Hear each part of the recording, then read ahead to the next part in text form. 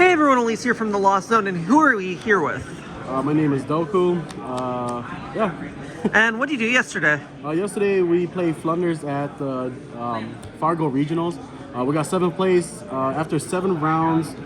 Yeah, it was a good duel. I really enjoyed that tournament. Nice. Any shoutouts or anything else we want to say before we get into the deck profile? Shoutouts to the Lost Zones, VCG, our team Trip Sevens, and everyone from Minnesota. We represent Team Minnesota. All right, we can just get straight into it then. All right. So we're gonna start off with 2 Ampens, Ryza and Apex. So these are 4 big birds that we'll be playing. I don't see any reason to cut this down. Cash is still a problem, but it's not like the hugest problem, so we don't really need Snow at the moment. So this is pretty much all we need at the moment. Then it goes to a basic lineup of 3 Robinas, 3 Eaglins, 2 Strees now though. 2 Strees because I kind of figured out more graveyard heavy decks are kind of gonna come back into this format.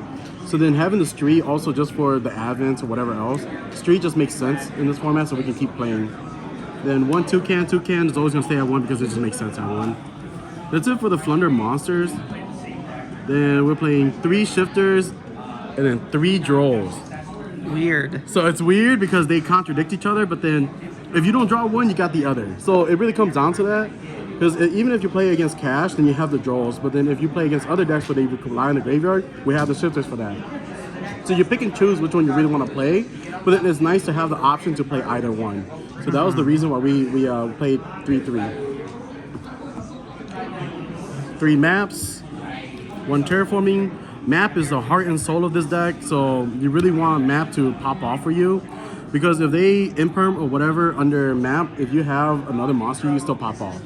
So then, to continue keep playing, map is the card you really need. 3 Avens, best card for Floowandereeze ever made.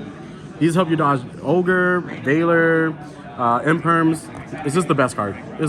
Honestly, I won a round yesterday, gaining 500 life points. So cheesing that was kind of, it happens, you go into time. So sometimes you just got to do it. Gaining 500 works. 1 unexplored, I've been thinking about bumping this to 2, but 1 is good for now. The draw 2 is really nice because what I've been doing is actually doing the Ryza loop, and then I'll use this to actually draw the cards that I wanted back into my hand. So then either I'll do it with my Stormwinds, Featherstorm, and then redraw the Featherstorm and resetting it, and it's just cheese, so cheese. So it's just so free for me. Then we go pots, 3 prosperity, 3 dualities. You just gotta do it. You gotta play extra deck. I don't like the no extra deck. Prosperity, you need to dig 9. That's all I gotta say. You gotta dig 9. It feels good. 3 Dark Rulers, because we can't deal going second, so 3 Dark Rulers to break those boards. 1 Call By.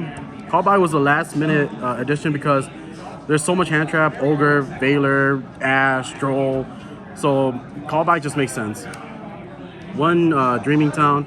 Dreaming Town's clutch. And honestly, this is the card, if you want to bump it, you bump this to 2. And then 3 Imperms.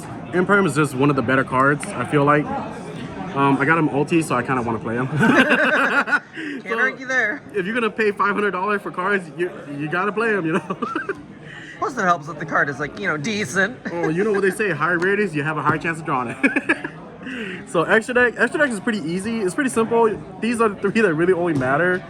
It's either that or you do, you could do that line too, but then it doesn't really matter really. You can do this for Pearlies as well. And sometimes I hate other Floowandereeze players because they don't understand that unexplored wins contribute in war. So it's not really a big issue, but then this is your last chance, just go for it. So that's really what it is. It's really easy, it's simple. Side deck, we were kind of cooking a little bit. So side deck is 3 nibs because we struggle with combo heavy decks. So like for example, I think one of our hardest matchup is Math Mech. Floowandereeze, we really struggle with Math Mech. So nib in the main for even going second or into game 3, I always keep nib in the deck versus Math Mech. Just a good card. 3 Featherstorms, you just gotta have it. If you're a Floowandereeze player, you're playing Featherstorms. If you don't have it, then you're probably playing the deck wrong. 3 D-Fissures. I played this against one of our buddies yesterday, and it was just, it's too good. It's too good in this format right now. It's only bad against Cash, but obviously you want to side these in. But then if you're playing a deck that is not Cash, these has to go in. Featherstorm and 2 Cosmics. We struggle with back row decks, so this is what we really need to have.